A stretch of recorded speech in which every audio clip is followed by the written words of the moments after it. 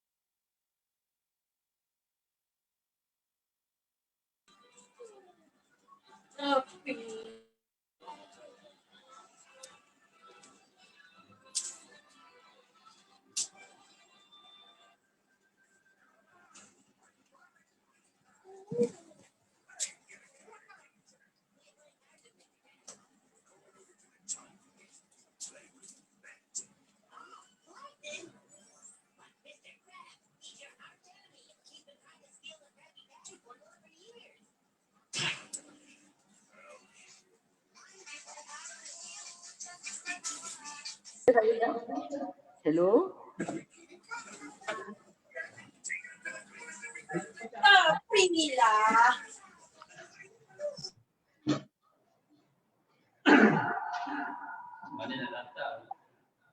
Assalamualaikum. Dengar tak?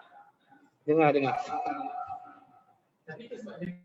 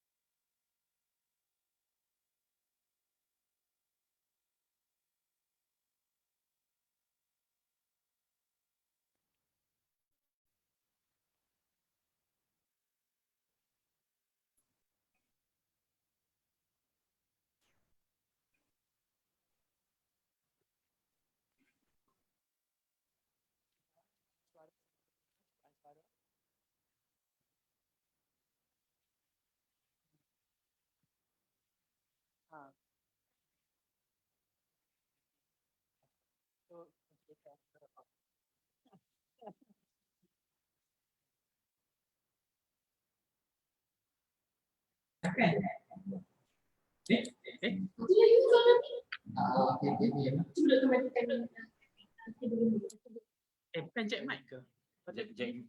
Jack mic, kalau jack mic. Tapi kalau tolak jack mic ni dia dah keluar. So sekarang ni kita pakai mic. Sebab tadi pakai jack mic tak keluar kan? Okay. So kita pakai yang Okay. So untuk speaker out kita pakai jack mic. Okay. Okay. Kita keluar suara tu. Assalamualaikum warahmatullahi wabarakatuh. Terima kasih kepada semua yang hadir untuk bicara alumni CD kedua kita bagi tahun 2020. Kita bagi masa 5 minit untuk semua yang hadir di dalam ni untuk sama-sama imbas QR code yang telah disediakan oleh Urustia untuk membolehkan kita mendapatkan per point untuk SPPU kita ya. So kita akan mulakan lebih kurang 4 minit lagi lah untuk acara kita ni.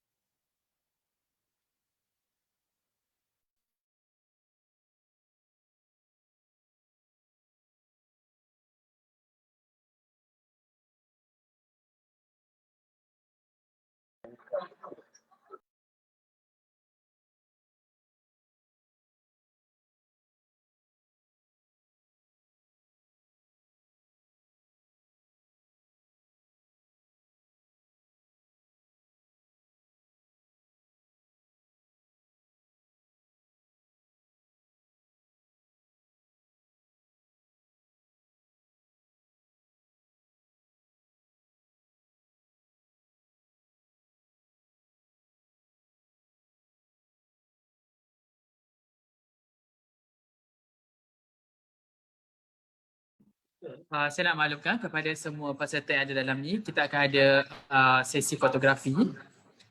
Minta semua yang ada ni untuk bersedialah di akhir ceramah nanti kita akan buka kamera untuk membolehkan kita ambil gambar bersama-sama. Terima kasih.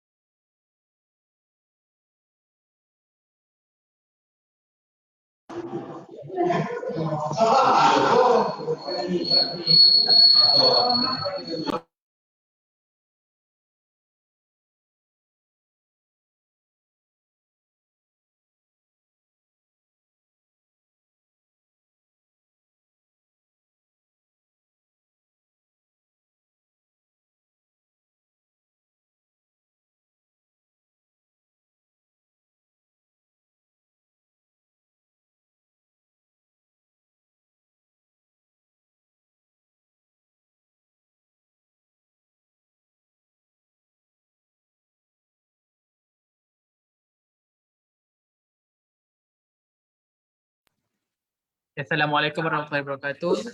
Terima kasih kepada semua yang masih berada di dalam ni.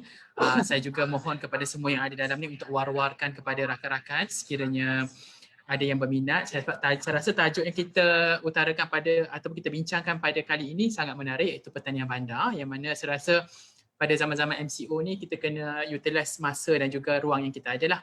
So boleh war-warkan secara WhatsApp kepada kawan untuk link URL Facebook kita. Kita secara langsung juga di Facebook rasmi Fakulti Sains dan Teknologi, ataupun kepada mana-mana warga UKM kita boleh sharekan link Zoom yang kita ada ni lah. So saya rasa kita boleh mulakan acara kita pada ini. Baiklah, untuk mendapatkan keberkatan majlis pada kali ini, saya jemput semua yang beragama Islam untuk membacakan surah Al-Fatihah, dan bagi bukan beragama Islam untuk moment of silence ya. Al-Fatihah.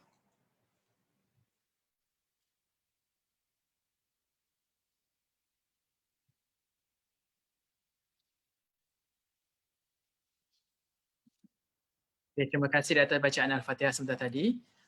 Pada kali ini Fakulti Sains dan Teknologi sangat berbesar hati kerana kita berjaya menjemput seorang alumni yang prominent dalam bidangnya, dan beliau juga merupakan seorang yang menabuhkan bakti juga di universiti lain. Beliau merupakan pensyarah kanan di Universiti Pertanian di Universiti Putra Malaysia, maafkan saya. Beliau merupakan graduan pada tahun 2010 dengan sarjana dengan Doktor Filosofi ataupun PhD dalam bidang zoologi di bawah seliaan Prof. Dr. Idris Abdul Ghani. Seorang yang tidak asing lagi dengan Fakulti Sains dan Teknologi dan banyak terlibat secara langsung dan juga tidak langsung dalam Pusat Sistematik Serangga. Dan saya rasa untuk tidak melengahkan masa, dan orang yang paling penting sekali pada hari ini iaitu hero kita hari ini, saya silakan bersama kita untuk mengambil pentas dan silakan untuk memulakan tadi. Silakan. Assalamualaikum warahmatullahi wabarakatuh, dan selamat petang. Terima kasih saya ucapkan kepada pengurusi majlis, saudara Hanafi. Samanya juga saya ucapkan terima kasih kepada Dr. Johari di atas jemputan saya sebagai alumni untuk bicara alumni pada hari ini, dan juga pada rakan-rakan seperjuangan.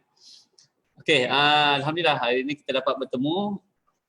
Saya rasa ini adalah kali pertama dah saya memberikan ceramah di luar daripada UPM. Sebelum ni kita duduk dalam UPM sajalah. Tapi hari ini saya dijemput untuk hadir ke majlis program UKM itu sendiri. Okey, hari ini saya akan berbicarakan sedikit mengenai pertanian bandar. Saya nak share dulu share dulu. Tak.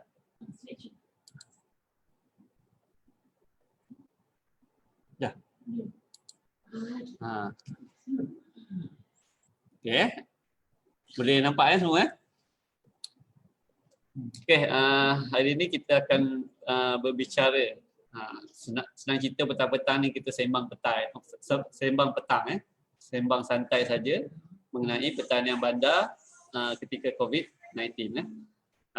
Kita pun maklum pada ketika ini dan berlakunya pandemik COVID-19 ni, ramai di antara penduduk dan masyarakat di Malaysia dan di seluruh dunia kehilangan pekerjaan. Dan apa yang perlu kita lakukan kan? Sebaiknya kita lakukan pertanian lah. Okey, gambar ni yang saya share ni lebih kurang laman rumah saya lah. Saya kerjakan ini pun masa PKP. Sebelum PKP dia semak samun lah. Tapi dengan rahmat turunnya PKP tu, so saya dapat kerjakan kawasan rumah saya untuk kita buatlah sedikit pertanian. Ini yang kita namakan sebagai pertanian bandar. Walaupun saya duduk di kampung, tapi kampung saya tu di pinggir bandar lah.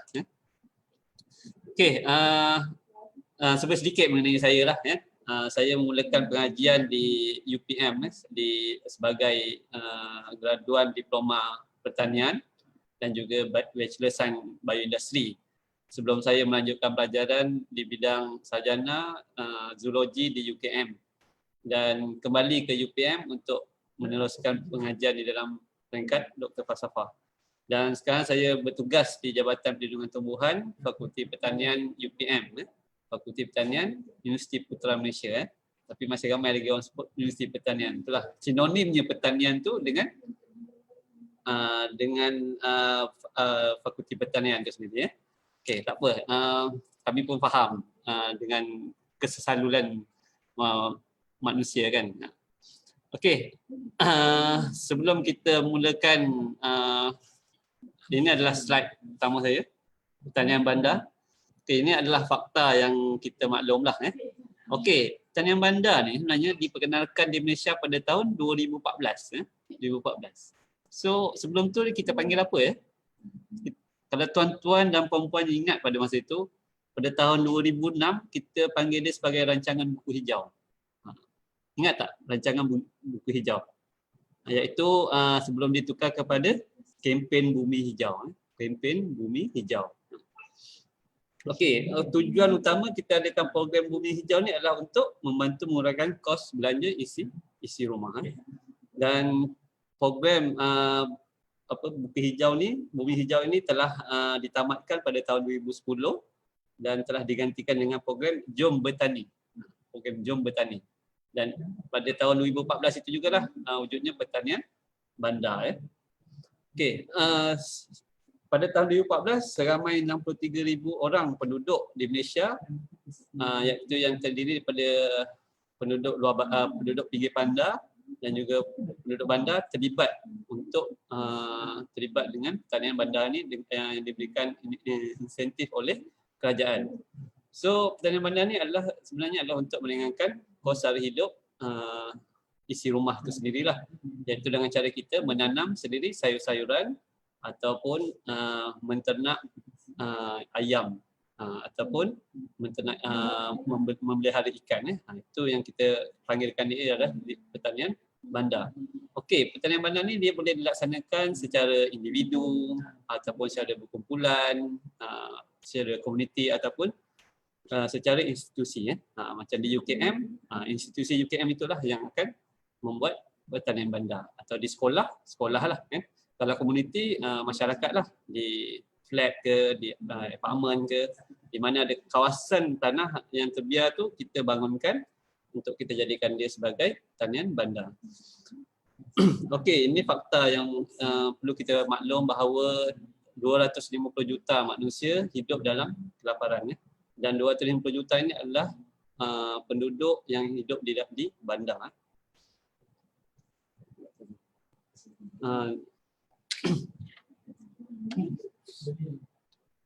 Okey, ini adalah takrifan untuk pertanian bandar. Dah macam kuliah lah kan. Macam mana saya nak kecilkan? Okey, saya letak sini. Okey. Sedikit.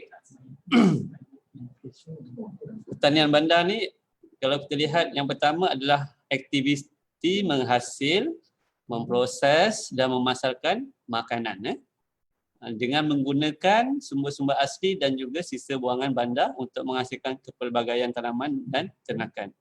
So maksudnya kita gunakanlah sisa-sisa buangan yang ada. Contohnya macam kita beli mineral kan, air mineral, botol mineral tu. So daripada kita buang, kita boleh potong dia, kita isi tanah ataupun kita isi air, kita boleh menanam, kita boleh tanam pokok lah kan. Yang kedua, pertanian bandar sebagai penanaman, pemprosesan dan pengedaran makanan dan produk-produk lain melalui penanaman dan penternakan secara intensif di dalam bandar dan di sekitarnya. Dan juga takrifan yang ketiga mengenai pertanian bandar ini adalah pertanian bandar ini dia menyediakan produk makanan dari pelbagai jenis tanaman seperti buah-buahan, sayur-sayuran, bijirin dan juga haiwan ternakan. Okey, yang paling pentingnya pertanian bandar ni apa? Yang pentingnya adalah kita menanam. Kita menanam. Kalau kita tengok je, dia jadi pertanian tak? Tak kan? Dia tak jadi pertanian. Dia akan jadi hutan bandar. Hutan bandar. Hutan bandar tu bukannya di Johor tu. Johor tu memang ada hutan bandar. Ini hutan bandar di Uganda. Ya, tuan-tuan. So pertanian bandar ni kita kena usahakan. Okey, ini adalah sedikit mengenai objektif pertanian bandar. Kita nak memulakan sesuatu pada tu kita mesti tahu apa objektif kita kan. Ni jangan kita main sembrono je kan. Minta maaf lah mungkin bahasa saya ni mungkin macam kampung sikit kan. Tapi yang penting kita semua faham. Okey, objektif yang pertama kita nak menggalakkan penduduk setempat untuk menanam dan mengeluarkan sendiri bahan makanan bagi menampung keperluan harian serta mengurangkan kos sara hidup. Tuan-tuan maklum tak? Kalau tuan-tuan kira tuan-tuan beli sayur sebulan berapa ringgit? Okey, mengikut fakta yang dikeluarkan oleh CAP iaitu pengguna Pulau Pinang, lebih kurang 150 hingga 350 ringgit sebulan masyarakat kita mengeluarkan peruntukan untuk membeli sayur-sayuran. Okey, kalau tuan-tuan boleh tanam sendirilah, tanam kangkung ke serai ke kan. So di situ dia boleh menjimatkan kos hari hidup. Itu yang kita nak galakkan penduduk kita menanam. Yang kedua adalah untuk menambah pendapatan sampingan komuniti bandar melalui lebihan pengeluaran hasil pertanian. Okey tuan-tuan dan puan-puan. Selain daripada kita tanam tu untuk diri kita, kita boleh keluarkan hasil. Nanti saya akan beri contoh satu apartmen di Kuala Lumpur. Dia asalnya adalah dia untuk tanam suka-suka dia lah kan untuk masyarakat secara diri. Tetapi menjadi hasil, dia dapat mengeluarkan hasil kepada komuniti itu. Dan yang ketiga, kita menyokong usaha kerajaan dalam menjamin kualiti dan sekuriti makanan negara. Yang keempat, memupuk kesedaran dan minat terhadap kepentingan pertanian sebagai penyumbang terus kepada kesejahteraan serta keceriaan persitaran komuniti bandar. Ialah komuniti bandar mudahnya seperti di kondominium, di apartmen kan, confirm mesti ada kawasan kosong kan. So kita minta peruntukan, kita buat sama-sama. Ya, memang kita tahu memang komuniti di apartmen tu tak semua satu kepala. Ya betul. Kita cari kepala yang sama dengan kita. Kita jangan cari kepala yang lain dengan kita, cari kepala yang sama kita, iaitu kita sama-sama usahakan kan. Biasalah masyarakat kita ni dia nak tengok kejayaan orang tu, nak tengok benda tu berjaya melalui kita kena usahakan dahulu. Okey, ni saya share sedikit lah mengenai artikel yang saya terbitkan pada Mei 2020, iaitu segerakan pertanian bandar semasa PKP. Tuan-tuan bolehlah cari dekat Google, bolehlah baca artikel saya ni.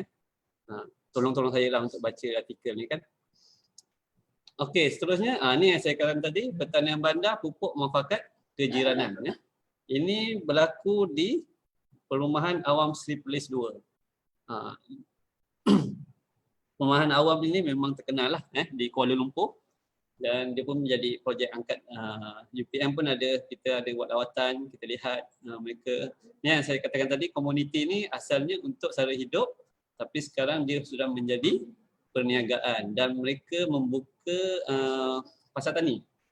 Pasar tani di sebuah masjid lah di kawasan mereka tu, dan mereka buat jualan di situ. So inilah salah satu contoh yang kita boleh ambil lah kan.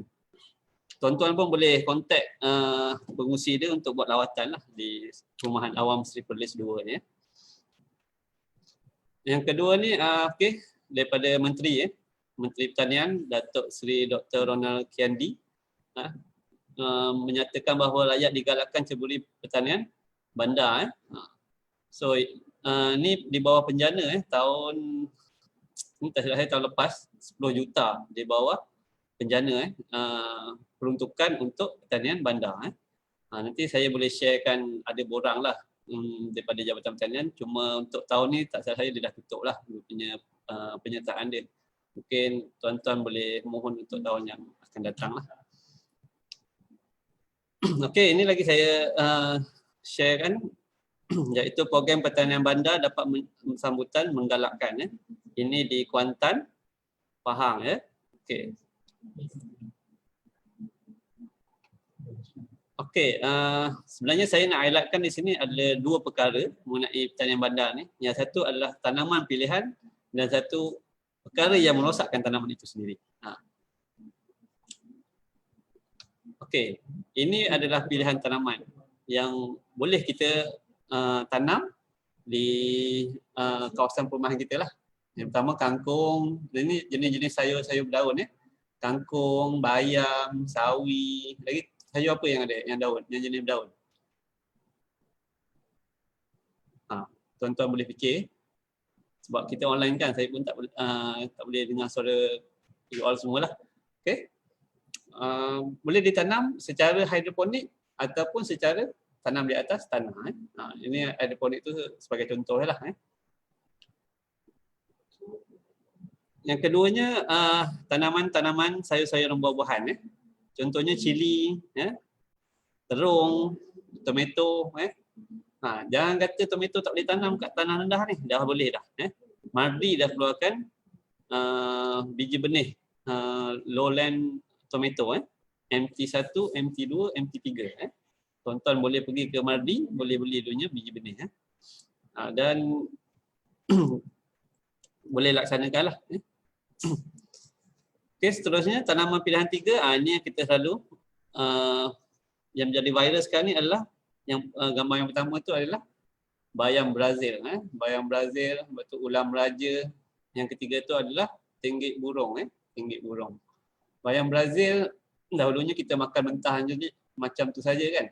Tapi sekarang ni mereka dah buat sebagai kerepek. Kerepek bayam Brazil. Memang sedap.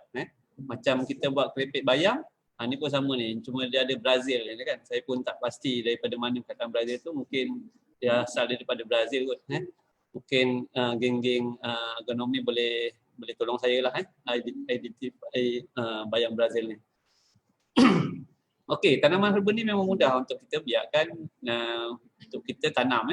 Hanya dengan polybag dan kita letak tanah, kita hanya cocok je. Kalau bayam Brazil tu kita cocok je. Tak perlulah kita nak tot ke, kita nak ambil biji benih nak semai ke, tak perlu. Kita hanya patahkan dia punya batang dia tu, kita cocok.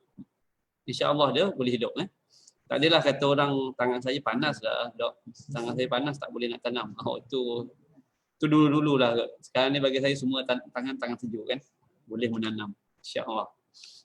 Okey, seterusnya tanaman pilihan kita adalah jenis sayur-sayuran kekacang. Sayuran kekacang pertama ni adalah kacang botol. Kacang botol, cuma kacang botol ni dia leceh sikit. Kita perlukan sokongan lah. Kena buat junjung dia untuk dia memanjat ke atas lah. Ataupun kacang panjang. Kacang panjang ada yang jenis renik sekarang ni. Maksudnya kita hanya tanam dalam pasu. Biji benih tanaman pasu dia akan tumbuh seperti pokok macam pokok cili lah. Sebenarnya tu macam pokok cili kan. So dia tidak perlukan sokongan. Benih pun saya benih mardi lah. Mardi pun dah dikeluarkan untuk kacang renik. Kacang renik. Okey, tanaman seterusnya, tanaman herba.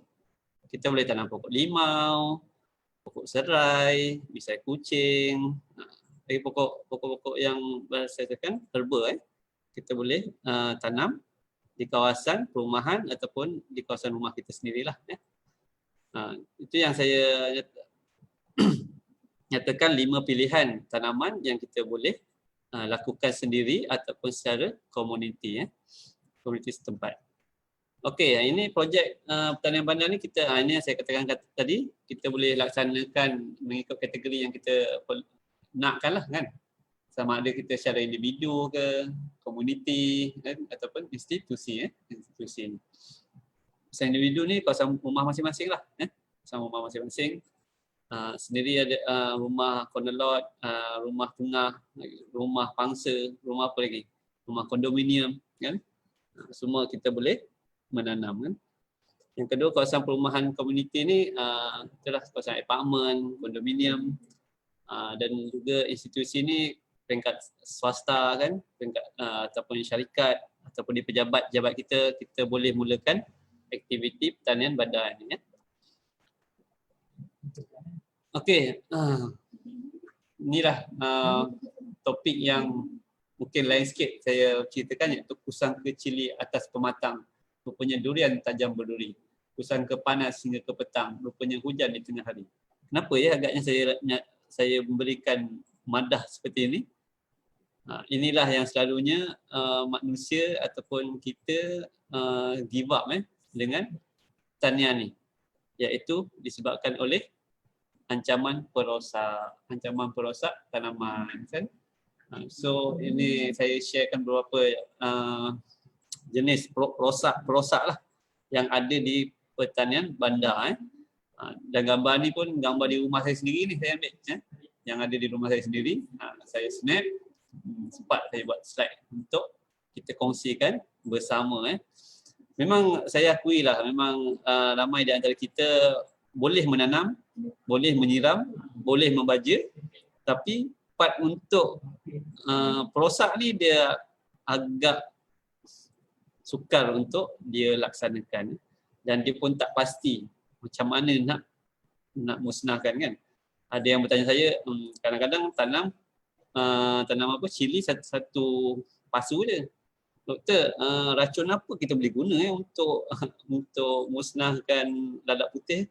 Saya cakap kamu ada satu pasu je, tak payah beli racun kan. Tak perlu dah beli racun. Racun tu untuk kita komersial kan, ataupun kita banyak tanam kawasan tanaman kita kan. Kalau setakat satu pasu itu je, tak perlulah kita nak meracun. Cuma ada juga, saya akan kongsikan nanti, bukannya racun kimia yang kita gunakan, kita akan gunakan biopesticide di sini. Dan tuan-tuan, puan-puan boleh carilah di pasaran. Di Shopee pun banyak kan, di Shopee. Tapi di Shopee tu kena hati-hatilah. Kan kamu beli racun untuk kontrol lalat putih, tapi sebenarnya racun tu untuk kontrol belalang. So tak kena. So kena bacalah kat situ. So kalau kita lihat ni saya bagi contoh pokok cili kita lah. Pokok cili dekat rumah tu. Apa benda yang tak ada perosak? Kat bahagian mana yang tak ada kan? Daripada akar, dahan, buah dia, daun dia hingga ke pucuk. Semua ada lokasi yang serangga boleh merosakkan kawasan cili. Okey, kalau kita lihat di situ di pucuk apa? Whitefly, thrips kan, leaf roller, jessit. Kalau di daun tu contohnya seperti larvae kan. Kita panggil larvae lah, orang panggil ulat je kan, ulat. Kalau di buah itu lalat buah kan, yang akan merosakkan pada buah cili. Dahan dan juga akar. Akar ni biasanya adalah jenis-jenis nematod ataupun termites yang merosakkan tanaman kita. Dan inilah menjadi persoalan, menjadi cabaran kepada kita untuk melaksanakan pertanian bandar. Yang penting kita mengenali serangga perosak itu, mengenali serangga itu sama ada ianya adalah jenis perosak ataupun dia adalah berguna. Jangan kita main kita panggil kita main lansam je kan, kita kata semua serangga adalah perosak. Yang merosak hanya segelintir saja dan yang lainnya adalah serangga yang biasa ataupun serangga yang berguna jugalah. Okey, saya kongsikan sedikit untuk kita sama-sama mengenali perosak ataupun serangga yang mengacau kawasan pertanian bandar kita. Yang pertamanya adalah lalat putih. Lalat putih ni biasanya dia akan membawa virus. Dia akan membawa virus. So berhati-hatilah. Kalau dah ada lalat putih ni, minta datang tak payah kejam mana pun. Kamu ambil, kamu picit dia guna tangan. Picit guna tangan. Sebab pokok cili kita ada satu je. Tak perlulah kita beli racun serangga. Okay. Tapi ramai juga antara kita ni yang geli dengan serangga kan. Dia kata, takut kata kan. Kata, dengan lalat pun takut kan. Bukan lalat ni masuk dalam lubang hidung kita pun kan. Dia hanya mengacau. So kalau kita dapat, kita hanya, nanti saya bagi tahu, saya pun ada beberapa alat DIY yang tuan-tuan boleh guna untuk tangkap lalat putih ni macam mana. Okay. Ini simptom dia saya beritahu. Di bawah daun kita ada kesan-kesan tumpukan warna putih. Lalat putih ni besar dia, saya nak bagi tahu besar apa jarum peliti ujung dia tu. Itulah besar lalat putih. Yang lalat putih yang saya tunjukkan ni saya dah besarkan. Yang kedua adalah aphid. Aphid pun sama. Sejenis perosak yang boleh membawa virus. Kalau dah ada tu, tuan-tuan cepat-cepatlah musnahkan sebelum pokok-pokok kita terkena virus dan menyebabkan innalillahi wa inna ilaihi raji'un kan. So kalau kita lihat pada daun ni memang dah kerekod habis lah kan. So memang tunggu ajal je lah kan. Memang kadang pokok kita ni masih boleh grows, tapi dia nak menghasilkan buah tu dia mengambil masa ataupun dia stres lah, dia menyebabkan dia stres. Ini aphid, grosbeak. Ini serangga yang ada di kawasan kita yang mudah kita dapat. Yang ketiga ni lalat buah. Lalat buah yang kita panggil dia Bactocera. Ini pun sangat membahaya. Lalat buah ni dia akan meletakkan telurnya di buah cili dan larvae yang terdetas tu dia akan duduk di dalam buah-buahan, dalam buah cili ataupun buah terung ke kan. So itu yang sangat bahaya. So kita nak perangkap lalat buah pun ada cara dia. Nanti saya akan tunjukkan. Kita sama-sama nantikan. Okey, seterusnya kutu trips ataupun trips spesies. Ni kita lihat gambar tu daun kita tu jadi kerekod lah. Itu pun disebabkan oleh virus. Okey. Seterusnya hama. Hama ni kita panggil dia pun ataupun spider mites. Spider mites. Kalau ada dekat rumah kita nampak macam ada macam laba-laba kan, macam sarang laba tu, tapi bukan laba-laba kan, tapi dia mites, the mites, ataupun hama. Dia sangat halus, kecil, dan apabila dia dah ada dekat kita punya pokok tu, dia boleh menyebabkan pokok kita berkerekot dan juga matilah kan. Kebanyakannya perosak yang saya berikan ni adalah semua yang membawa kepada virus. Dia boleh bawa virus. Okey, yang ni lain daripada yang lain, iaitu pengorek buah ataupun kita panggil larva. Yang inilah yang paling ditakuti oleh suri rumah kan. Bila dia dah tanam, dia nampak ulat pun terkejut tengok sebab apa? Sebab dia menjerit kan. Sebab dia takutlah kan. Dia geli kan. Dia geli dengan ulat. So inilah kebanyakan larvae seperti Helotis, Almegera dan Spodoptera ni dia adalah jenis perosak. Dia akan merosakkan bukan saja pada buah, malahan juga kadang-kadang boleh juga merosakkan pada bahagian daun juga ya. Okey, ni kita kena perhatikan, kita kena kenal pasti kita punya musuh semula jadi Okey. Itu contoh beberapa contoh perosak dan di sini kita dah tahu apa perosak dia, kita perlu kawal. Kita perlu kawal. Bukannya kita tengok je kan.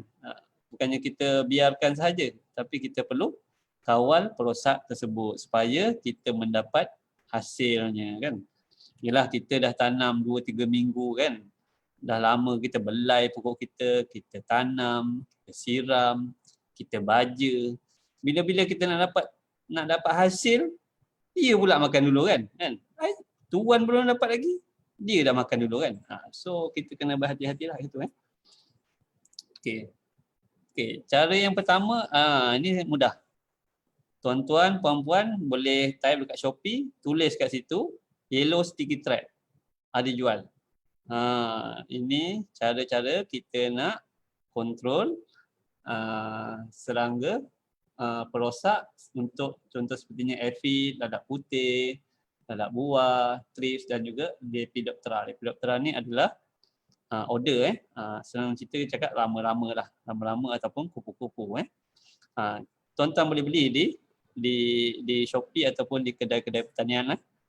Boleh guna di rumah. Kita hanya perlu bukakan dan kita dilekatkan di kawasan tanaman kita dan akan ada sekiranya ada perosak di kawasan tu, perosak tu akan terattract pada yellow sticky trap. Okey, itu yang pertama. Yang kedua, ini special. Ini special untuk kita tangkap lalat buah, iaitu Bexosaurus tadi. Kita gunakan perangkap feromon, perangkap feromon. Nama dia adalah pun Stenner trap. Kita boleh buat sendiri DIY.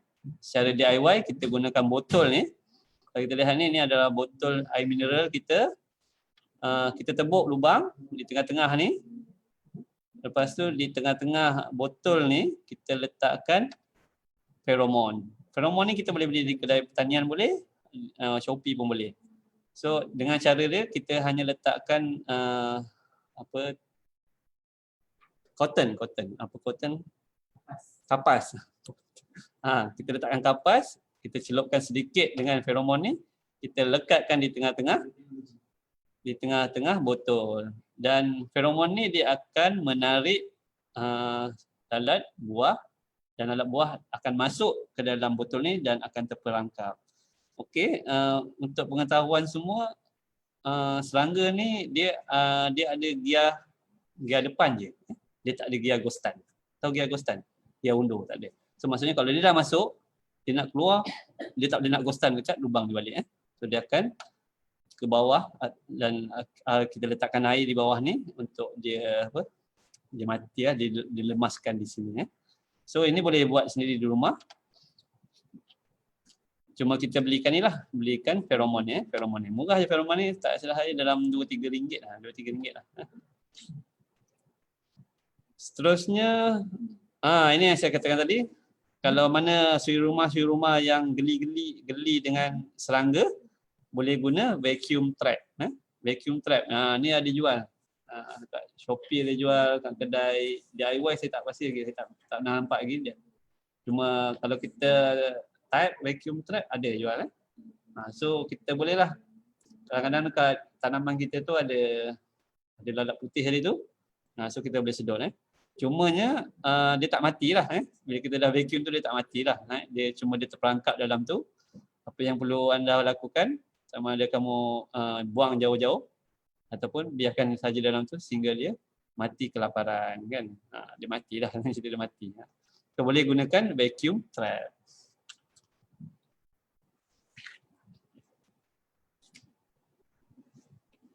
Okey. Ini contoh kawalan kultu yang kita boleh laksanakan di kawasan pertanian bandar kita tu. Inilah contohnya seperti kebersihan lah. Nanti saya tekankan di situ. Kita perlu jaga kebersihan kawasan pertanian bandar supaya kita mendapat hasil yang optimum. Dan kita perlu juga lakukan cantasan bahagian tanaman yang mana yang dah berpenyakit. Kita boleh cantas supaya dia menghasilkan pucuk yang baru lah. Pucuk yang baru yang boleh growth, boleh hidup lagi. Ataupun kita gunakan perangkap yang saya nyatakan tadi. Ataupun menggunakan bahan tanaman yang bebas daripada perosak. Ataupun yang rincang terhadap perosak. Dan yang paling penting kita tuai ikut peringkat kematangan yang sesuai. Cili tu, contohnya macam cili, kita nak tuai masa bila? Masa merah ke masa hijau? Merah boleh, hijau pun boleh. Tapi kebanyakannya kita hijau pun kita dah tuai kan. Sebab nak tunggu merah tu, sebelum merah lagi dah kena makan dengan menghadap perosak yang lain. Okey, ini yang saya katakan tadi, biopesticide. Ini menggantikan chemical yang kita boleh beli dan kita boleh spray. Cumanya biopesticide ni dia digunakan adalah sebagai untuk repellent. Maksud repellent apa dia? Dia hanya menghalau Dan apabila bahan chemical tu dah habis, dia akan kembalilah. Cumanya dia boleh kita gunakan untuk mengawal serangga. So dia digunakan untuk kita kontrol trip dan juga whitefly. Okey, neem ataupun nama Melayu daripada daun semambu. Dan ini adalah beberapa produk botanical pesticide yang telah diselidiki di Malaysia untuk kita target insect pest, perosak, contohnya macam Protella, Spodoptera. Ni jenis ulat lah, larva. Ini jenis flea, beetle, aphid. Dia ada AI dia yang digunakan, dan juga ini adalah nama-nama penyelidik yang buat research mengenai botanical pesticide ini. So cuma produk-produk ni di pasaran, ada yang dah di pasaran, ada yang masih dalam research lagi lah. Cuma dia memang terhad lah, dia punya pengeluaran dia masih terhad lagi lah. Sebab itulah satu cabaran yang perlu ada dalam biopesticide ni adalah dari segi kos. Kos pengeluaran dia memang agak tinggi lah berbanding dengan chemical. Okey, ataupun kita, ni yang saya katakan tadi, musuh semula jadi. Apa maksud musuh semula jadi adalah kita panggil dia sebagai sahabat ladang. Sahabat ladang, iaitu serangga yang makan serangga lain. So contoh dia seperti parasitoid, ataupun kumbang kura-kura, ataupun kepinding. Kalau tuan-tuan nampak dekat kebun tuan-tuan ada kumbang kura-kura dengan kepinding ni, jangan bunuh dia tau. Kesian dia. Dia membantu kita untuk mengurangkan perosak yang lain. Macam kumbang kura-kura ni dia memang specialized. Dia memang makan aphid. Kalau ada aphid, insya-Allah kumbang kura-kura ni ada. Ataupun di ujung ni adalah kepinding. Kepinding ni jarang-jaranglah kita jumpa kan. Tapi kalau dah jumpa tu jangan ingatkan dia perosak pula. Tak, dia adalah jenis sahabat ladang. Sahabat ladang. Okey. Ini yang saya okey, itu contoh beberapa kawalan yang kita boleh lakukan lah untuk pertanian bandar. Dan ini adalah saya kongsikan sedikit lah dari Jabatan Pertanian mengenai khusus ataupun projek yang kita boleh laksanakan untuk pertanian bandar. Ini tuan-tuan boleh lihat di website Jabatan Pertanian. Boleh mohon di bawah penjana dan boleh ataupun menghubungi pejabat pertanian daerah ataupun kawasan. Memang setiap tahun, tahun ni memang ada peruntukan, tapi saya tak nak cakap lah sini berapa peruntukan dia kan. Tuan-tuan kena pergi ke Jabatan Pertanian, tanya.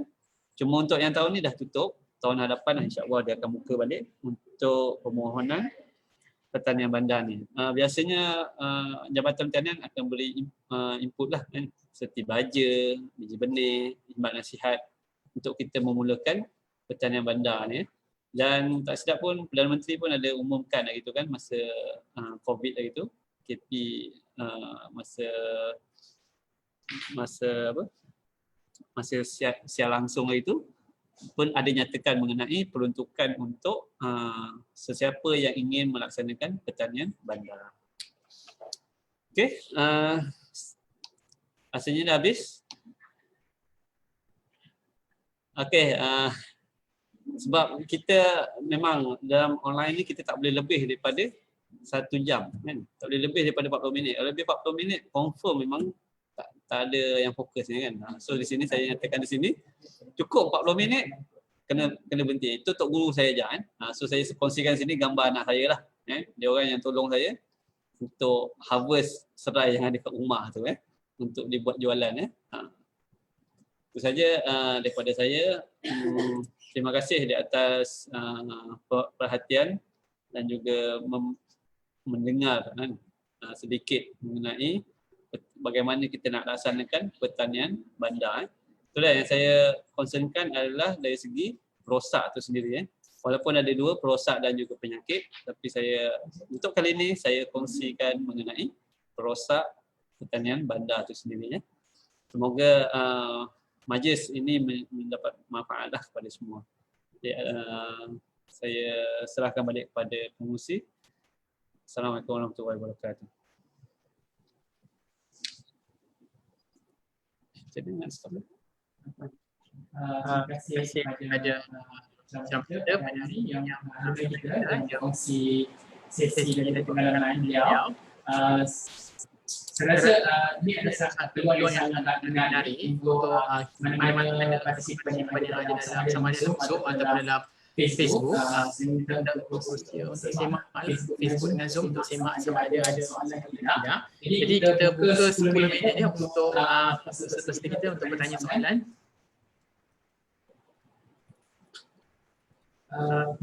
Cuba tengok di Facebook ada soalan tak? Saya minta kepada peserta yang boleh chat kepada kami untuk bertanyakan tentang soalan kalau ada.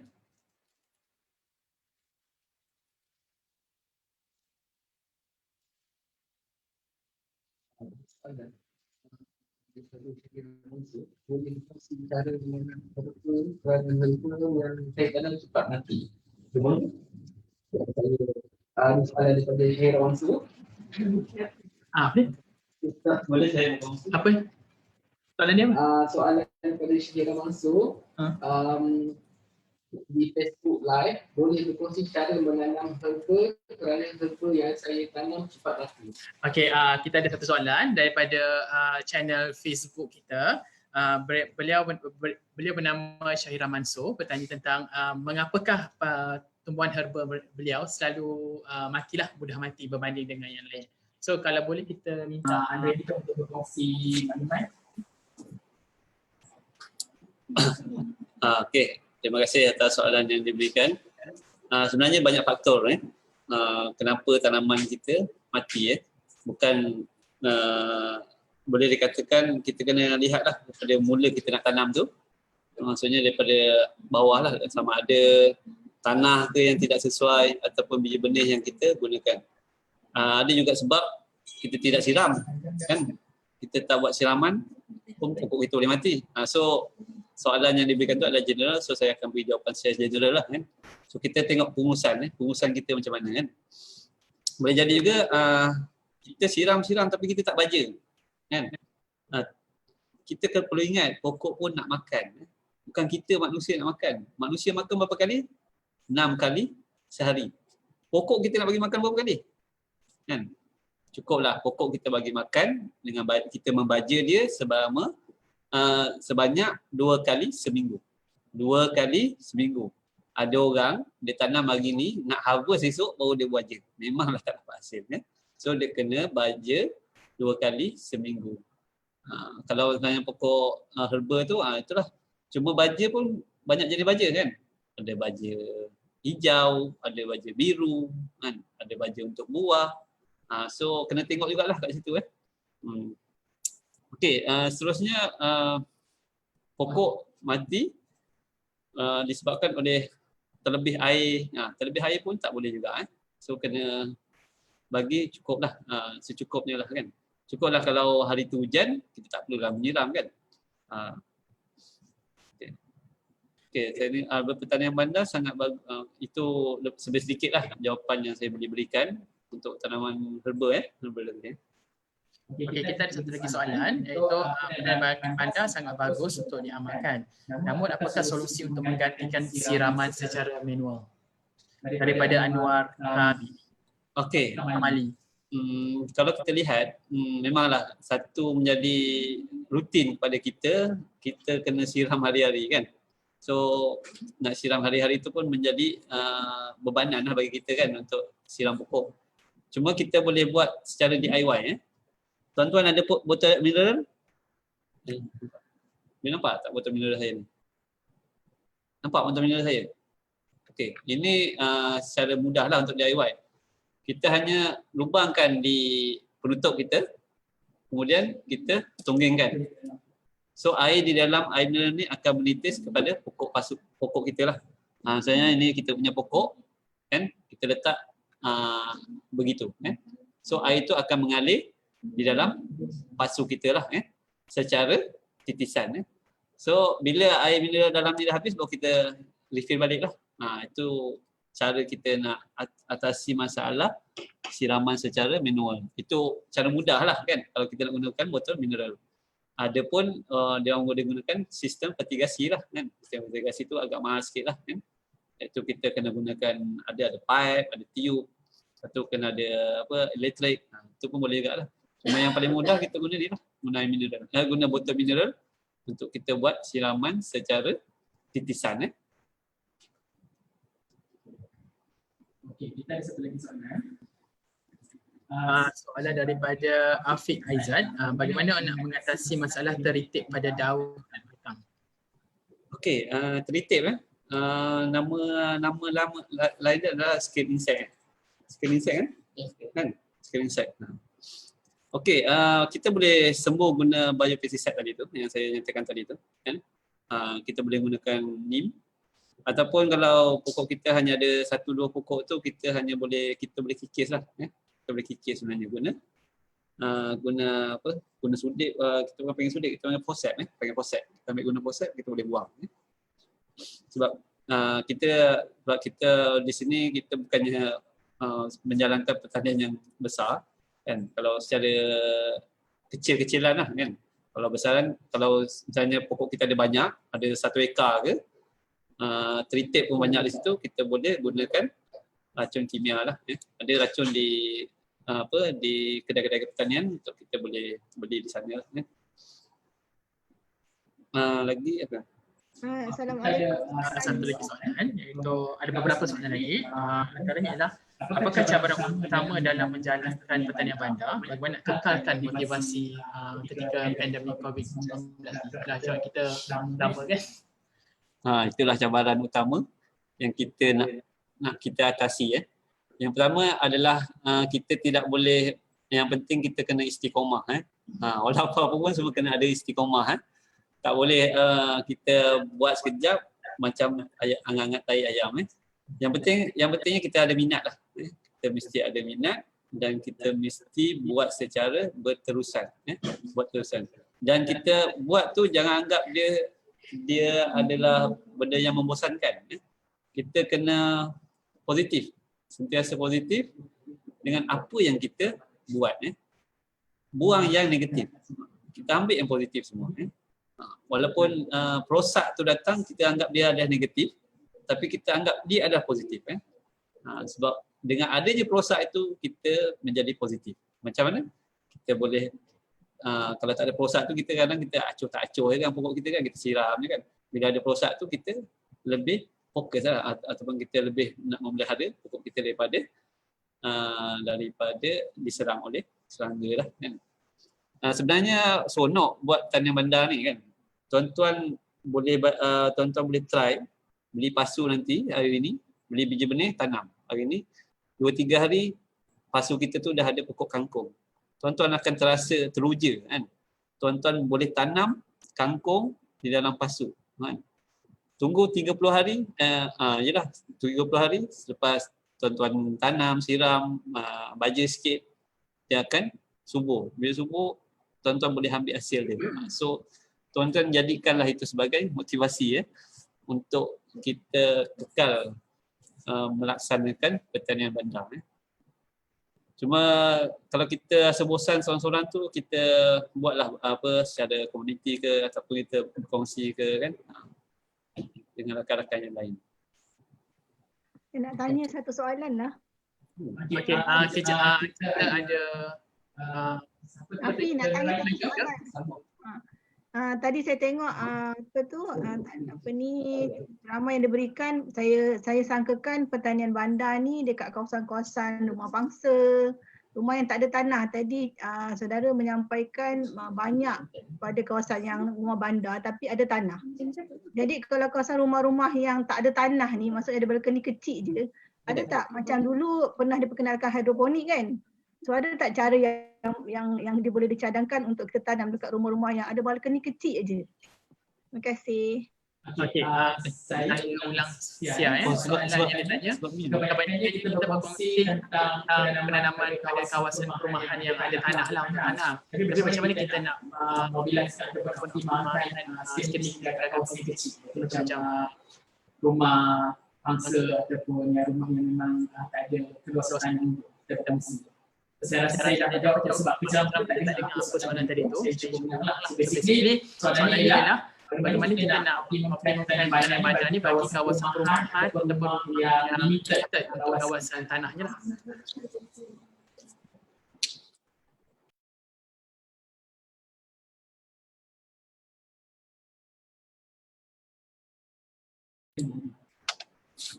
Okey, itu yang saya katakan tadi, pertanian bandar ni tidak semestinya kita menanam di kawasan skala yang besar. Skala yang kecil pun boleh. Kita berapa keluasan yang kita ada kan? Contohnya di apartmen. Apartmen kita ada lebih kurang 10 kaki. 10 kaki persegi. So dengan apa dengan cara apa kita boleh tanam kan? Kita boleh gunakan aquaponik ataupun hidroponik kan? Ataupun kita tanam di pasu-pasu kan? Pasu. Ataupun botol mineral. Paling senang botol mineral yang besar. Kita tebuk, kita isi tanah, kita tanam pokok. Itu pun dah dijadikan sebagai pertanian bandar. Itu cara kita nak optimumkan kawasan kita lah. Kalau hidroponik tu memang agak mahal sikit lah. Cumanya memang menjadi persoalan kalau di apartmen tu cahaya tak banyak kan. So kita kena sesuaikan juga dengan pokok yang tidak memerlukan apa maksudnya cahaya yang optimum lah kan. Macam sayur berdaun kan. Sekarang dia perlukan cahaya 4-5 jam kan. So kita dekat rumah kita tu rumah kita tahu kan berapa lama cahaya tu masuk ataupun cahaya ada ataupun tak ada cahaya. Yang penting pencahayaan tu pentinglah untuk pertumbuhan pokok lah. Okey, soalan seterusnya. Bagaimana mengatasi masalah serangga ulat secara alami lah, maksudnya secara semula jadi, khusus pada musim hujan. Dan juga soalan yang saya rasa boleh digabungkan sekali, adakah pH tanah mempengaruhi hasil tanaman?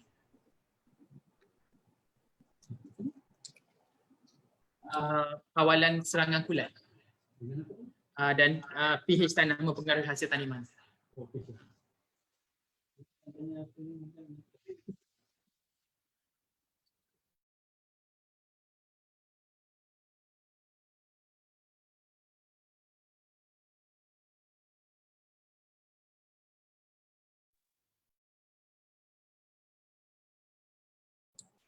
Okey.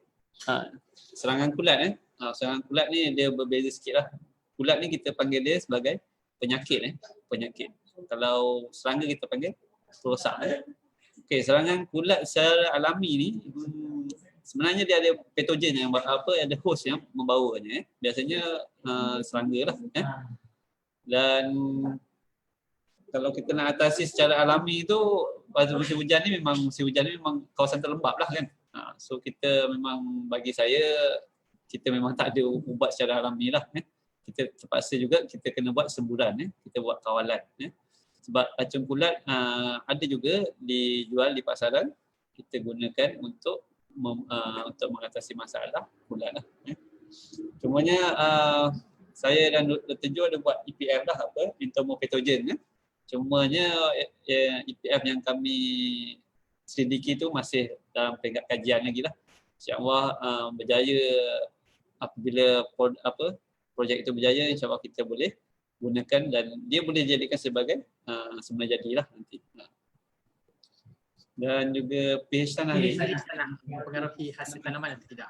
Ya, pH tanah memang mempengaruhi, sangat mempengaruhinya. Seperti kita tahu kita hanya memerlukan pH yang tidak terlalu tinggi ataupun tidak terlalu rendah. Iaitu lebih kurang 6 ke 7 pH tanah yang kita perlukan untuk pertumbuhan yang baik lah. Kalau tanah kita berasid, terlalu berasid pun tidak bagus. Sebab pokok akan terbantuk kat situ. Ataupun kalau kita tanam tanaman pokok seperti terung ke, buah dia akan kecil. Buah dia dah kecil ataupun terbantuk lah, pokok tu terbantuk. Okey, saya ada lagi soalan daripada individu yang sangat penting dalam hidup saya. Ini kena jawab dengan penuh semangat dan terpisah. Soalannya ialah bagaimana nak tetapkan pendirian atau cara untuk tidak menggunakan racun serangga, sebabnya macam saya ada investasi serangga dan kuliah terus guna racun serangga. So iman tak kuatlah di dada tu. So macam mana kita nak pastikan iman tu kuat di dada untuk tidak gunakan racun serangga? Oh, itu kan. Iman kena kuat Okey. Okey, memang kadang-kadang kita boleh tertewas dengan serangga-serangga yang ada tu dan kita terpaksa menggunakan racun serangga. Sebenarnya bukannya iman kita tak kuat kan. Kita bergantung kepada situasi dan juga keadaan serangan tu berapa banyak kan. Kalau serangan tu kecil sikit, okey lah kan. Kalau dah banyak tu kita memang, kalau itu yang kita katakan dalam pertanian ni dia ada IPM ataupun PPB atau pengurusan perosak bersepadu, di mana penggunaan racun serangga bukan totally zero tau, tapi yang terakhir, iaitu last charge yang terakhir. So sekiranya kita memang tak dapat juga nak atasi secara alami kita punya perosak tu, kita gunakanlah racun serangga. So dia tidak ada kaitan dengan iman tak iman tu, dan boleh guna racun serangga. Cuma kita guna secara berhemah lah. Jangan kita guna terlalu banyak pada tanaman kita, sebab sebenarnya tanaman bandar ni kita nak guna untuk diri kita sendiri kan. So kalau you all dah guna racun, lepas tu you all nak makan, tergamakkah kita?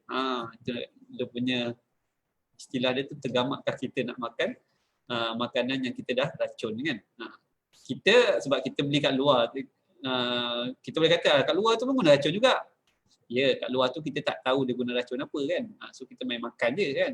So untuk tanaman bandar ni kita yang tanam sendiri ni. Kita tanam sendiri. Cuma gunakan secara minimal lah. Minimal bagi saya. Okey, kita ada satu lagi soalan. Kita ada satu lagi soalan, iaitu apakah tips untuk memilih biji benih sayuran yang baik di pasar? Ni pun saya rasa saya pun selalu ada masalah ni, sebab kadang-kadang kita beli biji mahal ni sampai RM7-8 tumbuh pun, tapi kat kedai RM2 tumbuh je.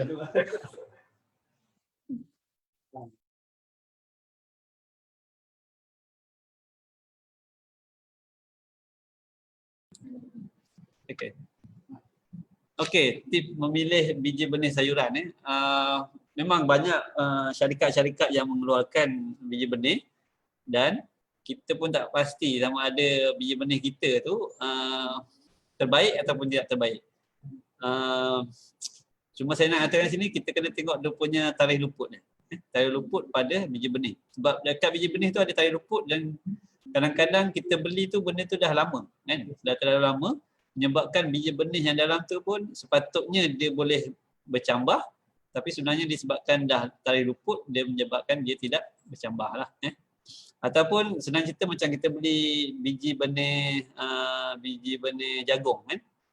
Sebelum kita tanam tu, kita kena cara dia lah, kita tanam, kita rendam di dalam air. Biji benih yang timbul itu biasanya adalah tidak berkualiti. So kita tanam yang tenggelam lah. Itu contoh biji benih jagung lah. Okey. Kita kena rendam selalulah nampaknya untuk tahu biji benih tu baik. Okey, soalan yang satu lagi. Saya rasa daripada pengarah alumni, bagaimanakah membentuk budaya menanam di kalangan penduduk di bandar supaya semuanya menanam? Dengan doktor, apakah tanaman yang boleh menjana pendapatan yang lebih menguntungkan, khususnya bagi membantu golongan P40 di kawasan bandar? So basically tanam tumbuhan apa yang boleh membuat hasil yang lebih banyak dan agak-agak renyah kot saya rasa. Okey, terima kasih kepada yang memberi soalan. Sebenarnya bergantung pada kita. Seeloknya kita kena melaksanakan kita punya pertanian ni secara komuniti. Itu akan memberi motivasi yang lebih kepada diri kita sendiri berbanding kita melaksanakan secara individual. Individual. Itu yang saya sarankan. Sekiranya kita ada kawasan komuniti yang baik, memang kita tak boleh mengharapkan semua orang suka dengan pertanian. Tidak boleh. Sebab itulah kita kat dunia ni kita dijadikan tidak ada manusia yang sama.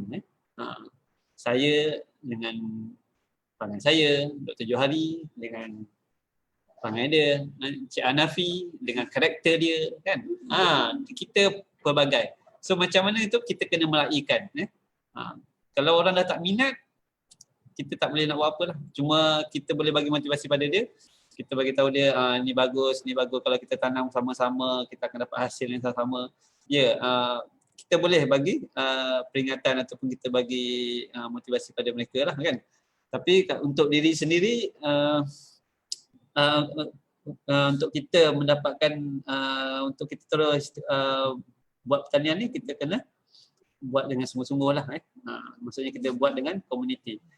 Ada sekiranya kawasan kita terhad, kita boleh gunakan apa yang dinamakan sebagai pisciponik. Pernah dengar tak? Pisciponik. Iaitu tanaman dan juga ataupun aquaponik. Iaitu penanaman secara di dalam bekas aquaponik dan di bawahnya tu ada ikan. Itu pun kita boleh memberi penghasilan kita punya hasil lah, kita boleh dapat dua hasil. Maksudnya kita boleh dapat hasil tanaman, kita boleh dapat hasil ikan. Untuk penanaman yang terbaik untuk musim sekarang ni, semua jenis tanaman bagus kan? Tak ada tanaman yang tak bagus. Cuma kita kena tengok harga pasaran lah. Harga pasaran apa sekarang yang paling tinggi. Tapi sekarang ni musim hujan, semua harga sayur-sayuran memang naik lah. Cumanya untuk harga yang konsisten bagi saya kita boleh tanam seperti cili, terung. Itu adalah tanaman yang memang harga dia memang tinggi lah. Kalau tuan-tuan, puan-puan pergi pasar sekarang ni nak beli cili berapa harga dia sekilo? RM25 sekilo. RM25 sekilo. Memanglah kita tak beli sekilo kan. Tapi saya nak beritahu harga dia sekilo RM25. Selain daripada itu kita sebenarnya saya nampak satu tanaman yang menarik adalah bayam Brazil. Kalau tuan-tuan ada kawasan yang 10 meter pun cukup lah. Kita tanam bayam Brazil, kita harvest, kita buat keripik bayam Brazil. Dia boleh jual. So maksudnya dia boleh jadi produk hiliran. Boleh jadi produk hiliran. Itu produk yang boleh meletup lah bagi saya kan. Sebab saya dah rasa sendiri dah. Kawan saya buat bayam Brazil. Dia lagi sedap lah daripada bayam yang kita makan tu lah. Bayam goreng kita makan. Lagi-lagi kalau kita masak, lepas tu kita letak kari ke kan. Resepi masak lah kari lah yang sedap. Kita letak serbuk kari lah memang sedap. So untuk tanaman lain tu bagi saya kena tengok kat pasaran lah. Kat pasaran. Sebab kita kawasan kita terhad kan. Kita kalau kita nak tanam banyak-banyak pun, nak tanam petola, nak tanam bendi kan. So tak munasabah lah. Tapi kalau untuk tanaman sendiri, untuk makan sendiri, kita boleh pelbagaikan. Maksudnya 2 pasu pokok bendi, 2 pasu pokok terung, 2 pasu pokok kangkung, macam itulah. Tapi kalau kita ada kawasan yang luas, kita kena tengok pasaran lah. Pasaran. Maksudnya macam saya katakan tadi memang pokok cili yang memang tinggi lah. Macam pokok serai tu, yang saya katakan tadi pokok serai tu dia tak value dia tak berapa tinggi dia tak tinggi. Kalau kita tolak benar harga dia sekilo dalam 3 ke 4 ringgit sahaja. Bawah lah. Lagi? Dah. Okey. Soalan seterusnya, saya memang selalu berlega-lega lah dalam komuniti orang Melayu yang menyatakan bahawa benarkah ada yang mengatakan bahawa tangan yang menanam tu ada yang sejuk, ada yang panas yang mempengaruhi kesuburan. Ada sentuh tu mati, ada tu hidup kan. So ada yang kata tangan yang sejuk ni senang tumbuh, kalau tangan panas tu mungkin tak tumbuh apa. So komen untuk acara-acara mistik ni. Acara mistik. Ini kena masuk rancangan lain ni kan. Rancangan mistik dan apa namanya fakta atau auta kan.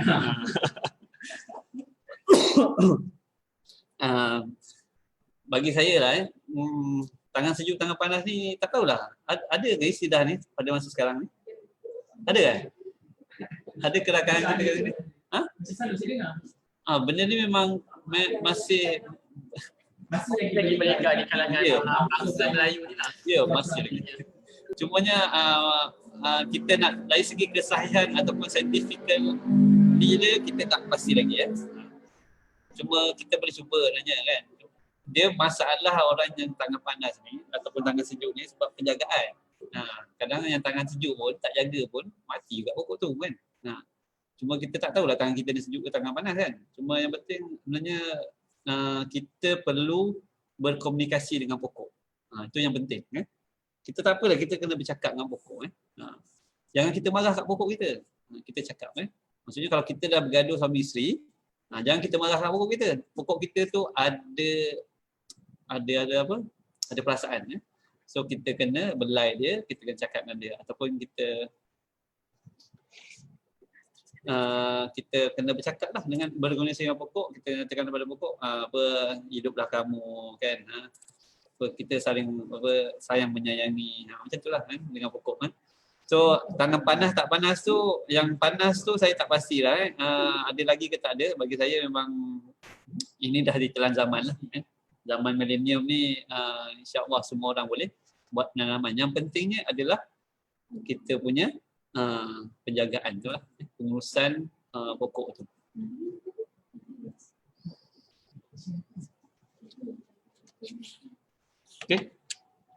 Okey.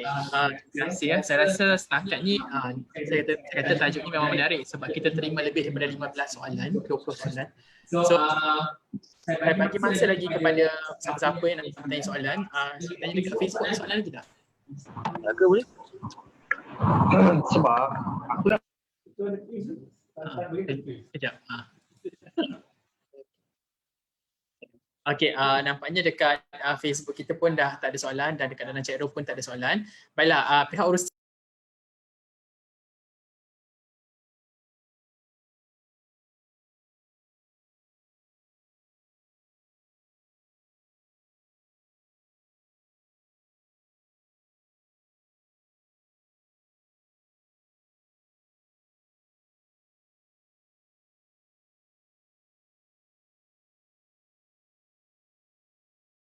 semua kerana kesudian alumni kita untuk datang dari jauh untuk bersama-sama dengan kita lah berkongsi pengalaman dan menjawab soalan-soalan daripada peserta kita semua.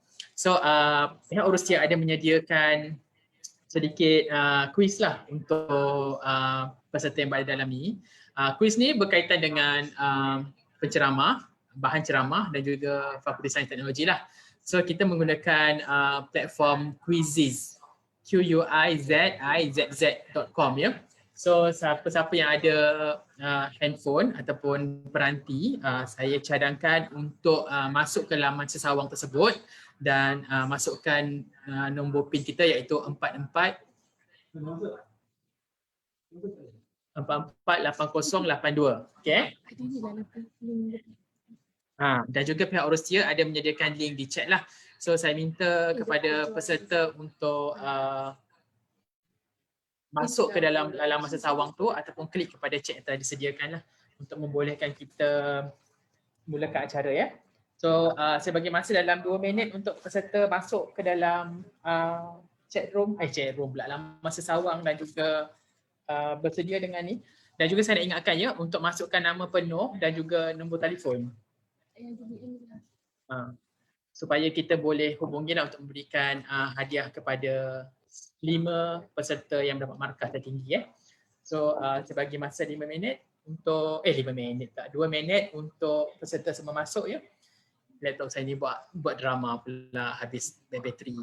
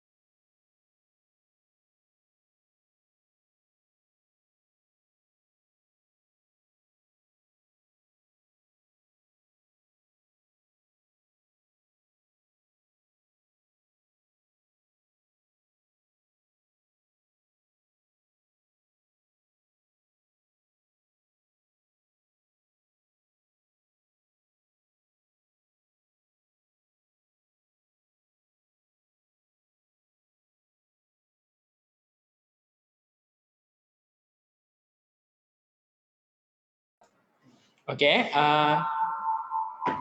boleh mute-kan tu?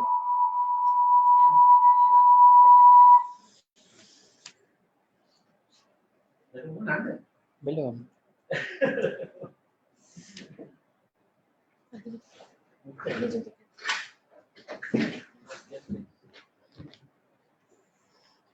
Okey.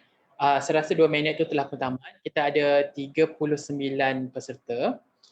So mana-mana yang tak masuk lagi boleh semak dekat chat kita. Kita dah masukkan URL lah untuk masuk, dan juga kita sharekan juga nombor PIN ni kalau guna device ya.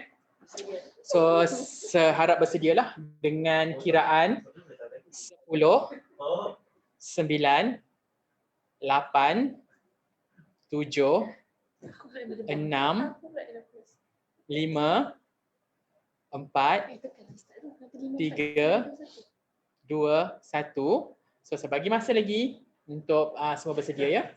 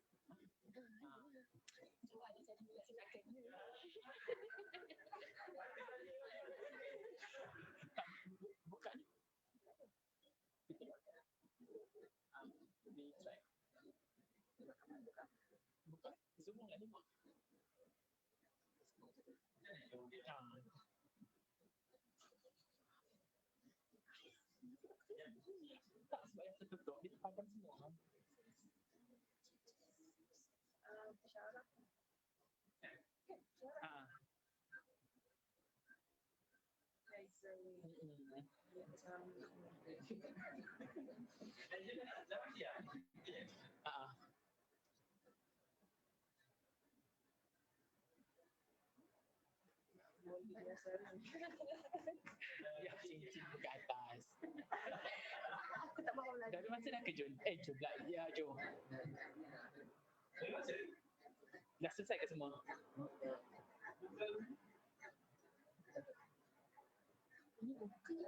Masuk je lah, masuk je.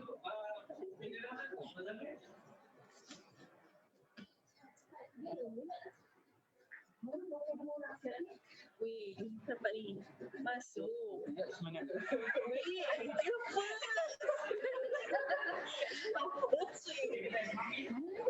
Nampak sangat tu. Weh, kat Ina tu.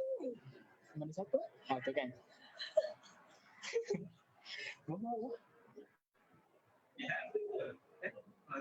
Oh, suara. Lama-lama. Staff sini. Gila.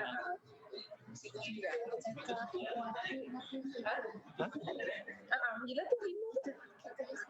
Maksudnya dia dah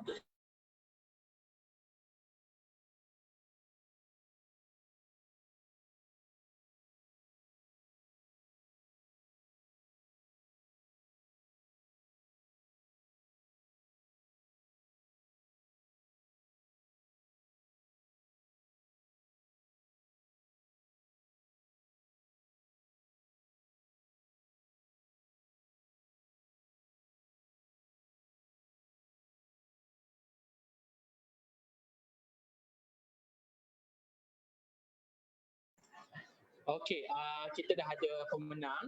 Kita akan ambil 5 yang terbaik. show on YouTube. Jangan skip tak skip. Ayolah, dia Ambil je 10. Tak ambil je 10 orang ni. Takut ni. So saya akan endkan kita punya ni ya, sebab saya rasa kita dah tamat masa untuk ujian untuk kuis ni lah. So untuk tidak meninggalkan masa dengan kiraan 5, 4, 3, 2, 1 kita akan tamatkan ya. Terima kasih kepada semua yang menyertai. Sebut nama. Okey, tahniah diucapkan kepada nama apa dah?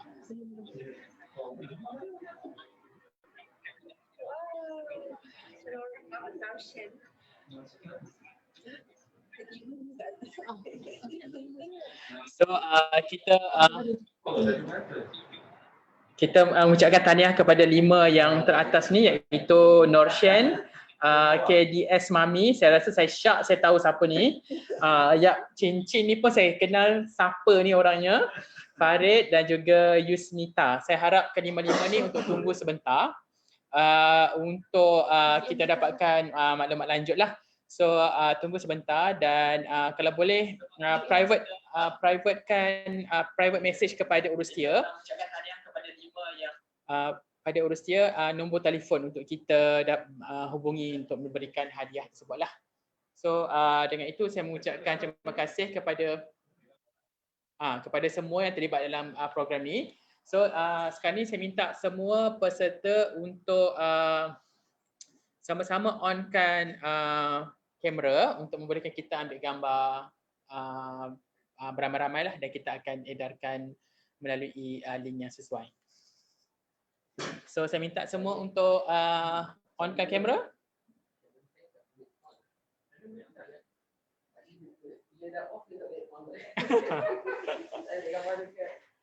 Okay. Kenapa keluar? Oh, tak anti. Ni Facebook. Di Facebook dia kan keluar ikut sama yang ni. Tak. Okay. Kepada semua, boleh onkan kamera untuk membolehkan kita ambil gambar. Rotan aja tak ambil apa, tak ada gambar. So Afzan saya tak nampak gambar. Oh mungkin guna PC kot. Terima kasih kepada yang letak kamera yang on tu. Kamera tu nampaklah wajah-wajah korang yang cantik tu, indah-indah tu. Okey. Umija suka ya senyum beliau di sana ya. Tak kala nama diseru. Afiq pun kemain dengan dia punya virtual background dia. Oh Sudat senyum. Thank you Sudat involved dalam program ni. Okay. Kenapa Yo dekat luar bangunan ya? Tak panas ke? So kalau semua dah sedia, kita ambil gambar ya. Cepatlah. Tak reti. Print screen. Kejap kita boleh buat yang 90-49 tu kan? Boleh ke? Boleh. Tak apalah. Tekan je lah. Okay, 1, 2, 3. Okey lah, pergi dekat Ni. sekejap. Kau pipis dulu tadi. Kau jangan tapi. Pin.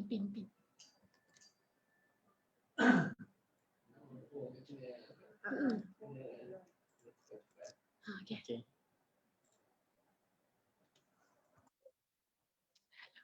Maaflah, Urustia kita macam tak biasa benda ni kan, tak savvy lagi. Okeylah. Okay. Mana tadi? Yang Okey. Okay, 1, 2, 3. Okay. Tak payah nanti. Okay, terima kasih kepada semua. So, saya mengucapkan terima kasih kepada semua yang terlibat dalam sesi kali ini. Kepada pemenang untuk PM kepada kita secara peribadi, nombor untuk kita kontak. Dan kalau ada apa-apa persoalan berkaitan dengan webinar ni, boleh berhubung dengan Urustia lah, sama ada sesiapa dan jangan share.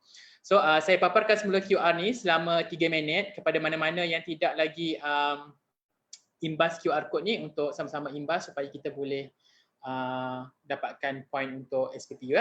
Terima kasih. Assalamualaikum warahmatullahi wabarakatuh.